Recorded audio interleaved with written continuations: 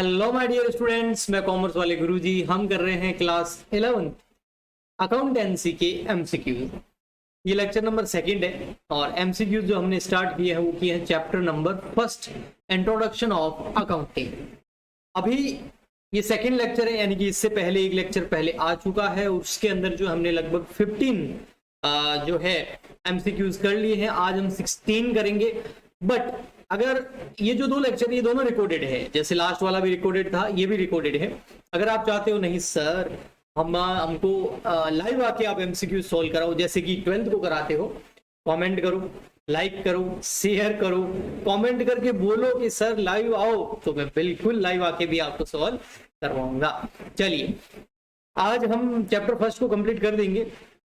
इसमें नेक्स्ट हमारा है 16 फर्स्ट से लगाकर 15 तक हमने जो है कहां कर लिए थे, लेक्चर नंबर 1 के अंदर कर लिए थे। ओके, ये आपके एग्जाम होंगे ना टर्म फर्स्ट के, उसमें बहुत ज्यादा आपकी हेल्प करेंगे, तो इनको अच्छे से देखना, पूरा देखना। और भी बीच बीच में कई सारी इंफॉर्मेशन भी मैं देता रहता हूं, तो लेक्चर पूरा देखना, स्किप मत करना। क्या पता कौन सा पॉइंट एग्जाम के अंदर आ जाए।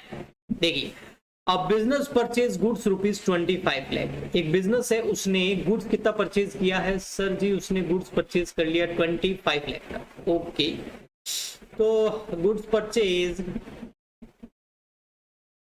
25 lakh. Okay, 80% of such goods during the accounting year 31 मार्च 2017 तक क्या कर दिया? सोल्ड।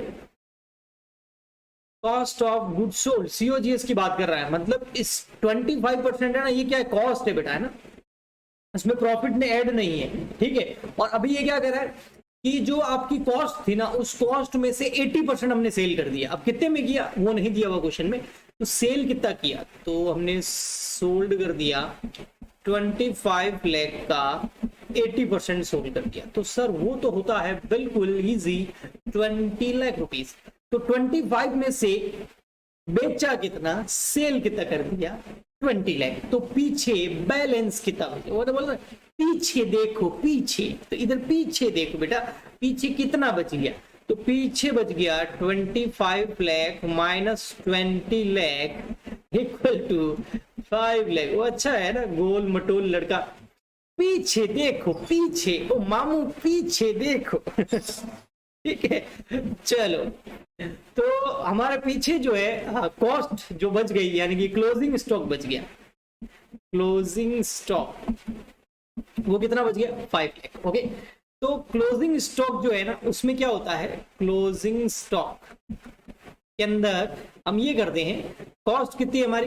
कॉस्ट है सर 5 लाख, और मार्केट वैल्यू भी लेते हैं, और मार्केट वैल्यू MKT वैल्यू वो भी लेते हैं, और विच एवर इज क्या हो, ये है ना कॉन्सेप्ट हम देखते हैं कि विच एवर इज हो सर लोअर, जो दोनों में से कम हो, विच एवर इज लेस, दोनों में से जो कम होता है उसको हम रिकॉर्ड करते हैं ना। ये कौन बोलता है? ये बोलता है AS2, अकाउंटिंग स्टैंडर्ड 2।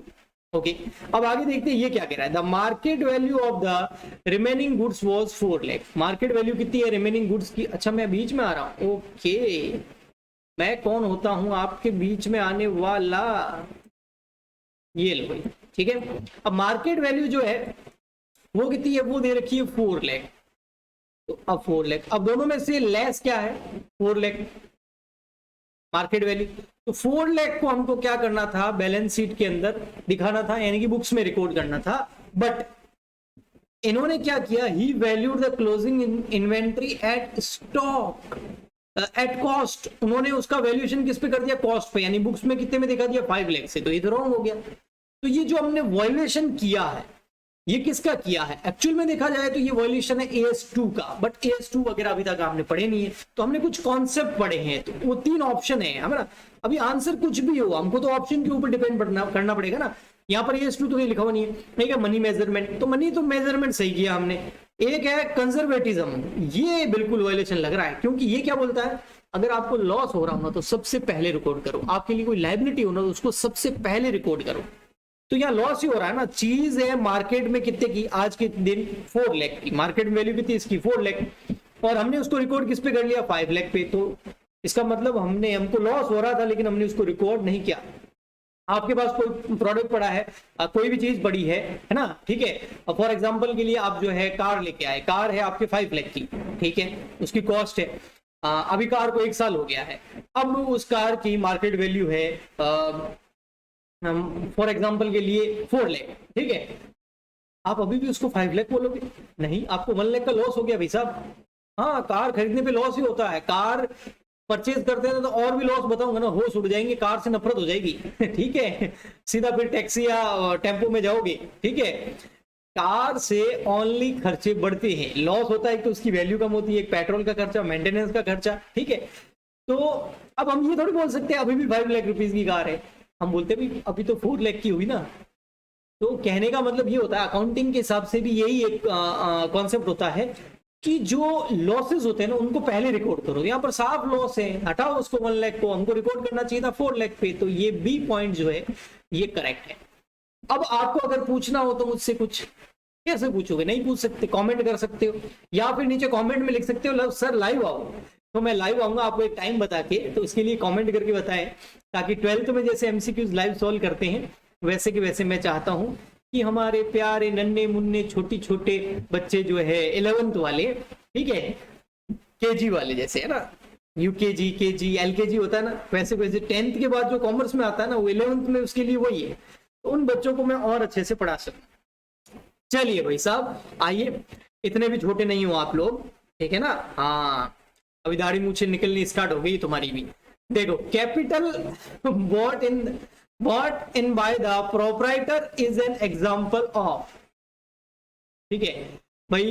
एक ये है हमारा मिस्टर, क्या नाम ले ले इसका, लल्लू लाल, लल्लू लाल, कितने ला आगे इसमें है ना, ठीक है।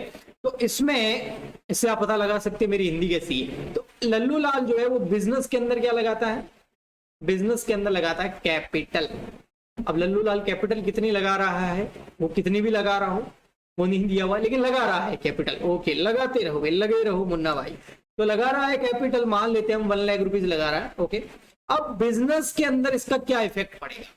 बिजनेस, हम अकाउंटिंग लल्लू लाल की नहीं करते भैया, हम अकाउंटिंग करते हैं बिजनेस के लिए, है ना। For the accounting purpose Lallu Lal and business both are separate, मतलब for accounting purpose owner and business both are separate, दोनों अलग होते हैं, और अकाउंटिंग हम बिजनेस के लिए करते हैं। तो उस हिसाब से जब ये कैपिटल आई बिजनेस के अंदर तो क्या हुआ, इंक्रीज इन एसेट, क्या एसेट इंक्रीज हुई? हाँ, कैसे एसेट इंक्रीज हुई होगी? पैसा आया ना, कैश आया, कितना आया, 1 लाख रुपीज बिजनेस में, ओके। इंक्रीज इन लाइबिलिटी, हाँ लाइबिलिटी भी इंक्रीज हुई, कैसे? इस लल्लू लाल को जब बिजनेस बंद होगा 1 लाख रुपीज वापस देने हैं, तो लाइबिलिटी होगी ना हमारे लिए, कैपिटल है, कैपिटल एक लाइबिलिटी होती है। तो मेरे को ए करेक्ट लग रहा है, अब बी और सी पढ़ने से कोई मतलब नहीं है। चलिए आगे चलते हैं, बड़ा मजा आ रहा है, उससे बड़ी मजा की हो। देखो, assets are held in the business for the purpose, asset हम बिजनेस के अंदर क्यों हेल्ड करते हैं, क्यों रखते हैं? बेचने के लिए, वो तो गुड्स होता है। आपने मेरे लेक्चर देखे कि नहीं देखे हैं बताइए, प्ले लिस्ट के अंदर जाइए, कहाँ जाना है, प्ले लिस्ट में, है ना। घर से निकलते ही थोड़ी दूर चलते ही है उसका घर, तो यहाँ उसका घर नहीं है। आप मोबाइल में जाइए, यूट्यूब सर्च कीजिए, कॉमर्स वाले गुरुजी यूट्यूब चैनल आएगा, वहां पर होम, वीडियोस, प्लेलिस्ट, अबाउट ऐसे ऑप्शन होंगे ऊपर। प्लेलिस्ट में जाइए, वहां पर क्लास 11 अकाउंटेंसी का आपको वहां पर एक प्लेलिस्ट मिलेगा, उस पर क्लिक कीजिए, वहां पर chapter number 1, 2, 3 trial balance, ledger वगैरह बहुत कुछ थ्योरी वगैरह मिल जाएगा। तो उसको पहले अच्छे से देखिए, फिर ये सीरीज अटेंड कीजिए, आपको बड़ा मजा आएगा। तो नेक्स्ट क्वेश्चन आता है हमारा, assets are held in the business for the purpose of, assets क्यों रखते हैं हम बिजनेस के अंदर भैया? एसेट्स एंड गुड्स में बहुत बड़ा डिफरेंस होता है, आपको पता है ना। गुड्स जो है वो परचेज एंड सेल, तो जो भी बिजनेसमैन है या जो बिजनेस के अंदर आप जाके देखोगे ना, किराने की दुकान वगैरह के अंदर, तो आप जाके वहां देखोगे तो वहां क्या होगा, किराने वालों की अभी लॉकडाउन में बल्ले बल्ले हो रखी है भैया, खूब मजे हुए हैं, लोगों ने इतना किराने में पैसा छापा है ना, अभी गली गली में किराने की दुकानें खुलने लग गई है अगर मैं सही कह रहा हूँ कमेंट करके बता सकते हो, सही कह रहा हूँ ना? हाँ, मतलब बूम आ गया है ना इस बिजनेस के अंदर। लोग कोविड की वजह से और कुछ ले लेने घर बैठ के खूब ठूसा लॉकडाउन के अंदर, किराने की दुकानें खाली, हर मोहल्ले में किराने की दुकानें खाली है, कितना खाएंगे यार। चलो बढ़िया, तो किराने की दुकान पे जाना, आसपास खूब सारी मिल जाएगी आज के टाइम में, तो हर कोई इसमें ही लगा हुआ है। तो वहां जाके आप देखोगे ना, उस किराने की दुकान के अंदर जितना भी चीजें पड़ रही है जो वो सेल करता है, परचेज एंड सेल, वो सब गुड्स है। और ऐसी चीजें जो यूज करता है वो एसेट है। ओके, जैसे उसका फर्नीचर हो गया, फ्रिज हो गया, पंखा हो गया, जैसे फैन हो गया, है ना, कूलर हो गया, एसी हो गया, काउंटर हो गया, है ना, वो सब उसके लिए क्या है, जिसको वो सेल नहीं करता है, वो उसको यूज करता है, और यूज करने से उसकी अर्निंग जो है, वो रेवेन्यू जो है वो अर्न करता है ना। वरना अब जैसे अगर फ्रिज नहीं है तो आइसक्रीम नहीं बेच पाएगा, वो कोल्ड ड्रिंक नहीं सेल कर पाएगा, बटर मिल्क सेल नहीं कर पाएगा, बहुत सारे आइटम सेल नहीं कर पाएगा। वो उसकी रेवेन्यू को अर्न करने में हेल्प करते हैं। Next, revenue from sale of product. अगर कोई प्रोडक्ट बेचने की वजह से आपको रेवेन्यू हो रही है, realise in the period in which, वो रिलाइज होती है इस पीरियड के अंदर। कौन से पीरियड के अंदर रिलाइज हो जाती है वो हमें, तो वो रिलाइज होती है हमें कैश इन कलेक्टेड के अंदर। ओके, जब हम कैश कलेक्ट कर लेते हैं तब। The concept of conservatism when applied in the balance sheet result. जब कंजर्वेटिज्म कॉन्सेप्ट को हम अप्लाई करते हैं, ये कॉन्सेप्ट क्या बोलता है, अगर कोई लॉस हो रहा हो या कोई लायबिलिटी हो तो उसको सबसे पहले रिकॉर्ड करना है आपको। बेनिफिट हो रहा हो कोई फ्यूचर में, या फ्यूचर में कोई बेनिफिट होने वाला है, फ्यूचर में एसेट होने वाली है तो रहने दो, लेकिन अगर आपको लग रहा है कि कुछ लॉस होने वाला है या कोई लायबिलिटी आने वाली है, उसको पहले से रिकॉर्ड किया जाता है। तो यहां पर इससे क्या होगा, अंडरस्टैंडिंग ऑफ एसेट्स होगी आपकी, या फिर ओवर स्टेटमेंट ऑफ एसेट होगी, या ओवर स्टेटमेंट ऑफ कैपिटल। नहीं भैया, अंडरस्टैंडिंग ऑफ एसेट्स होगी, है ना, एसेट्स अंडरस्टैंडिंग होगी इसके अंदर। अगला है आपका next 21, decrease in amount of trade payable. Trade payable का मतलब क्या होता है बेटा, ट्रेड पेबल होते हैं आपके क्रेडिटर्स प्लस बिल्स पेबल। ये आपके क्या होते हैं, ट्रेड क्रेडिटर्स होते हैं। ओके, इन दोनों को क्रेडिटर्स प्लस बिल्स पेबल, इनको क्या बोलते हैं, ट्रेड पेबल बोलते हैं। इनको क्या बोलते हैं, ट्रेड पेबल। ओके, तो इससे क्या होता है, ट्रेड पेबल की वजह से ये आपकी, अच्छा क्या होती है, लायबिलिटी होती है बेटा, ठीक है, ये आपकी लायबिलिटी होती है, ठीक है। तो अब इससे क्या होगा, अब ये ट्रेड पेबल क्या हो रहा है, डिक्रीज हो रहे हैं।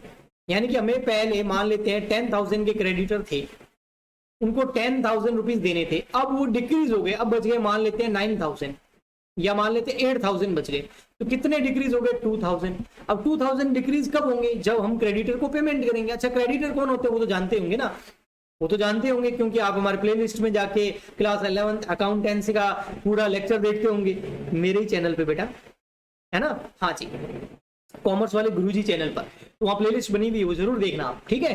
तो डिक्रीज हो रहे हैं। क्रेडिटर क्या होती है, लायबिलिटी होती है, मतलब जब हम किसी से परचेज करके आ जाते हैं क्रेडिट पर उधार, तो सामने वाले को पैसे देने हैं, 10,000 देने थे, लेकिन अब 8 हो गए वो, इसका मतलब 2,000 हमने क्या कर दिए, दे दिए। तो इससे क्या होगा बताइए, इससे क्या होगा, इससे जो है इससे क्या हो जाएगा, इससे हमारी कैश चली जाएगी, है ना, यही होगा ना। किसी को पेमेंट करेंगे तो वो तो कम तो हो गई लायबिलिटी, बट कैश तो गई ना। तो इससे डिक्रीज क्या हो जाएगी, एसेट्स। इंक्रीज थोड़ी होगी कैश, डिक्रीज हो जाएगी एसेट, यानी कि डिक्रीज हो जाएगी कैश। ओके, तो इसका पॉइंट करेक्ट क्या है, सी। नेक्स्ट है आपका question number 22, the determination of expenses for an accounting period. क्या बोल रहा है, determination of expense for an accounting period is based on the principle of. जब हम किसी एक्सपेंस को किसी अकाउंटिंग पीरियड के अंदर डिटर्मिनेशन करते हैं उसका, तो उसका क्या कॉन्सेप्ट होता है, प्रिंसिपल कौन सा लगता है, objective no, materiality no, matching concept, क्योंकि हम वहां पर रेवेन्यू एंड एक्सपेंस को क्या करते हैं, match. Okay, next question number 23, economic life on an enterprises is split in the periodic interval to measure its performance is as per। जैसे किसी बिजनेस की जो इकोनॉमिक लाइफ है, यानी कि उसके पास पैसा जो है वो, an enterprise is split in the periodic interval to measure its performance is as per। जब किसी बिजनेस की इकोनॉमिक लाइफ नीचे आ जाती है, वो स्प्लिट हो जाती है, स्प्लिट मतलब उसके टुकड़े हो जाते हैं, तो उसको हम मेजर करते हैं उसकी परफॉर्मेंस को, तो वो हम कौन से मेथड से मेजर करते हैं। तो 23 है कि एंटिटी मैचिंग, या हम करेंगे भैया इससे, पीरियड नाम आया ना यहाँ पर। Okay, next, if an individual assets, ठीक है 24, if an individual asset increase, अगर एसेट कोई इंक्रीज हो रही है, देयर विल बी कॉरस्पॉन्डिंग, उससे क्या होगा, उससे बहुत कुछ हो सकता है। जैसे फॉर एग्जांपल के लिए हमने हमारी कैश डिक्रीज हो जाए और हमारी जो है फर्नीचर इंक्रीज हो जाए, ये भी हो सकता है। कैसे? हमने फर्नीचर जो है परचेज किया बाय कैश, कैसे परचेज किया? बाय कैश, तो पैसा गया, ये एसेट डिक्रीज हो गई, कम हो गई, और फर्नीचर आ गया तो इंक्रीज हो गया। ऐसा हो सकता है ना, ये भी हो सकता है। और क्या हो सकता है?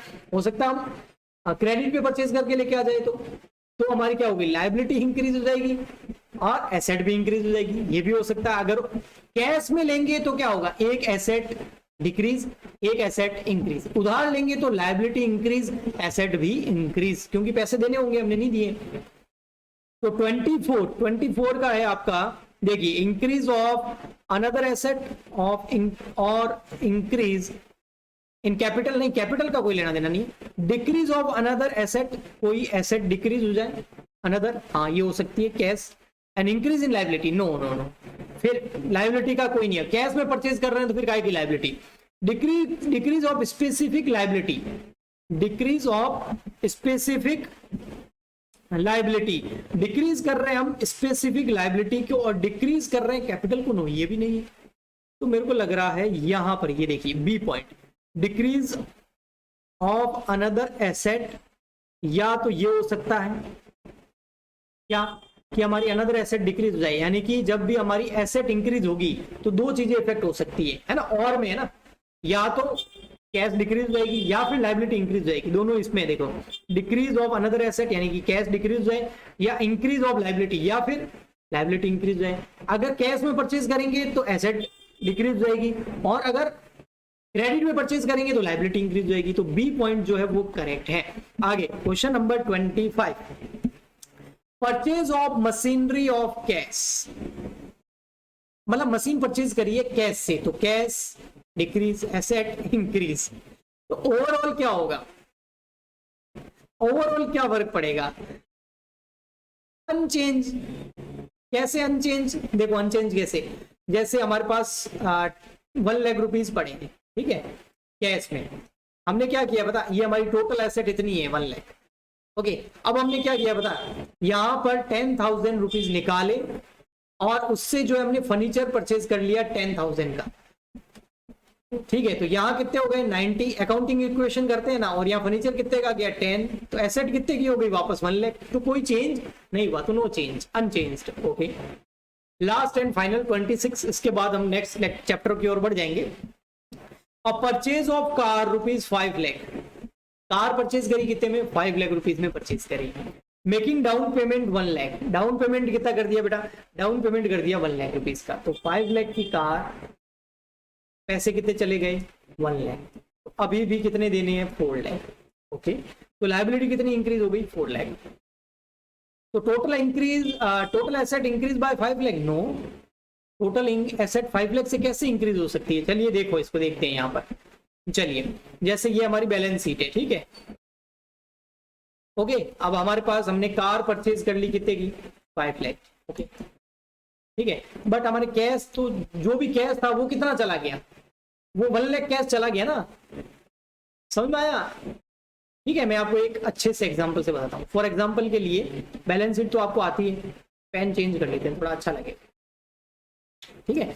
अब देखना, ये बैलेंस शीट, यहाँ एसेट साइड, ओके। अब यहाँ पर हमारे पास फॉर एग्जांपल के लिए कैश पड़ी थी पहले से ही, कितनी?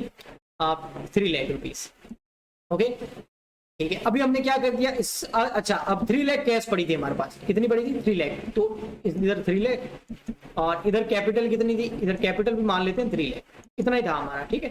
तो टोटल बैलेंस शीट कितनी की होगी? 3 लाख रुपीज। अब कार परचेज करते हैं और अब आप देखना क्या इफेक्ट पड़ता है, ठीक है। अभी हमने क्या किया, यहाँ पर 1 लाख पेमेंट किया, डाउन पेमेंट किया कैश में, तो कैश कितनी हो गई? 2 lakh.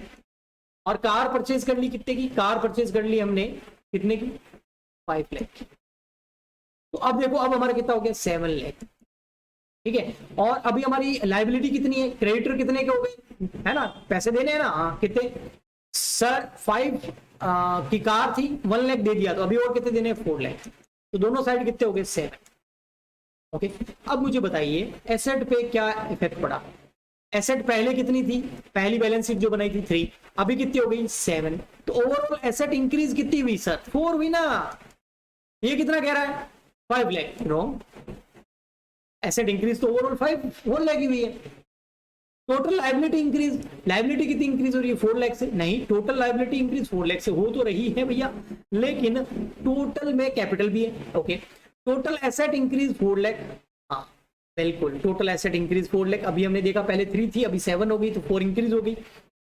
Corresponding increase in liability 4 lakh, और लाइबिलिटी भी इंक्रीज हो रही है। तो सी पॉइंट क्या है, एकदम करेक्ट है। आप मुझसे और डिटेल के अंदर पढ़ना चाहते हैं अगर, और कम्युनिकेशन अपना अच्छा हो और चाहते हैं, तो मैं लाइव आ सकता हूं, बिल्कुल आ सकता हूं। मैं खुद कह रहा हूं आपको, टीचर कह रहा है आपको, बट उसके लिए आपको सपोर्ट करना पड़ेगा। इसको, इस वीडियोस पे ज्यादा व्यू लाने पड़ेंगे आपको, जो है लाइक करना पड़ेगा, शेयर करना पड़ेगा, कमेंट करके बताना पड़ेगा, सारे स्टूडेंट्स तक पहुंचाना पड़ेगा। तो व्यूज अच्छे आएंगे तो फिर मैं लाइव आऊंगा, तो मजा आएगा पढ़ने का। तो आई होप हम नेक्स्ट लाइव मिले, तो वो आपके ऊपर डिपेंड करता है। तो आज के लिए इतना ही, मिलते हैं नेक्स्ट वीडियो में, तब तक के लिए गुड बाय, थैंक यू।